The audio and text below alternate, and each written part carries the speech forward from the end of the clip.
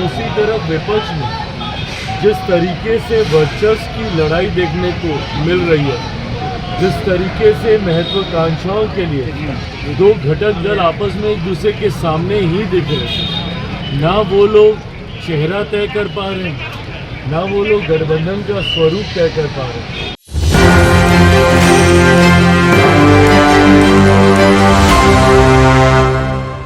नमस्कार, आप देख रहे हैं एक न्यूज 24। मैं हूं आपके साथ साहिल जी। आपको बता दें कि केंद्रीय मंत्री चिराग पासवान पटना एयरपोर्ट पहुंचते हैं तो अपने पार्टी का समर्थन और एनडीए को लेकर के बहुत कुछ बातें कहते हैं, साथ ही में अमित शाह जी के तारीफों के पुल बांधते हैं और विपक्ष पर जमकर निशाना साधते हैं।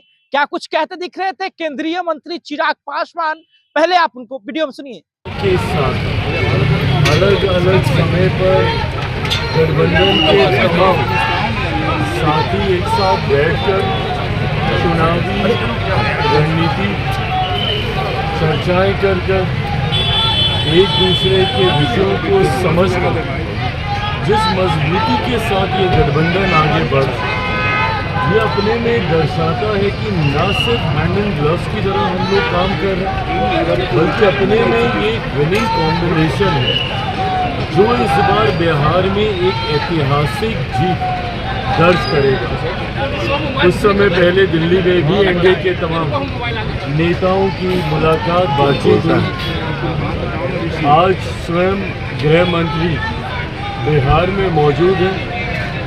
जनसंपर्क कर जनता के माध्यम से तो वो इस बात को समझेंगे ही कि जनता की इस गठबंधन से क्या आशाएं हैं, पर साथ ही में गठबंधन के साथियों के साथ बातचीत से भी कैसे हम लोग चुनाव में अपने प्रदर्शन को और मजबूत और बेहतर कर सकते, इस दिशा में भी आज चर्चा होगी।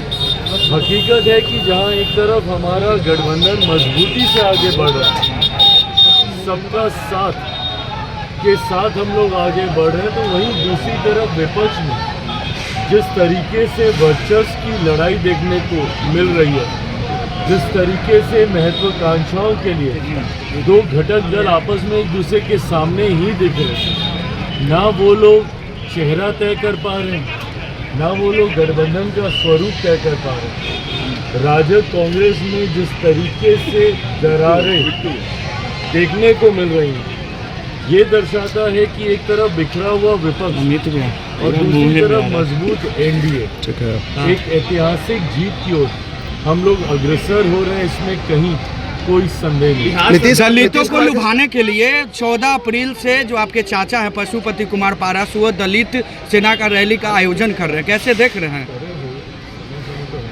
नीतीश कुमार के चेहरे को लेकर कोई संशय की स्थिति तो नहीं है? तो अभी आपने केंद्रीय मंत्री चिराग पासवान को सुना। उन्होंने स्पष्ट तौर पे इस बात को कहा है कि एनडीए जो है एक मजबूत दल है।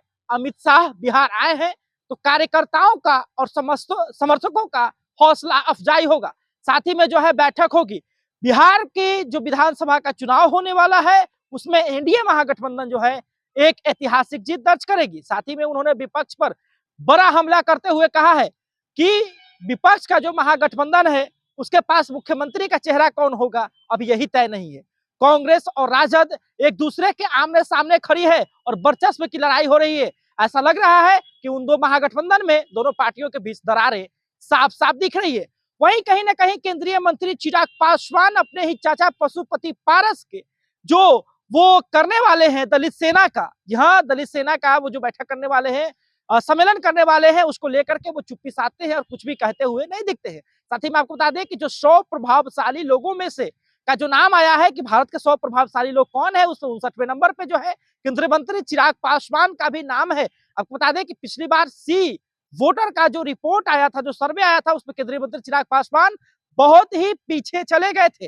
लेकिन इस बार जो भारत के 100 प्रभावशाली लोगों में से उनका जो नाम उसके बीच में आया है, उससे काफी उनकी छवि सुधरेगी। इसको लेकर के पटना स्थित लोक जनशक्ति पार्टी रामविलास के कार्यालय में जो है वो केक काटते दिखते हैं। हालांकि आप क्या सोचते हैं, अपनी राय हमें कमेंट बॉक्स में जरूर दे सकते हैं। फिलहाल धन्यवाद। आप एक न्यूज़ 24 देख रहे हैं।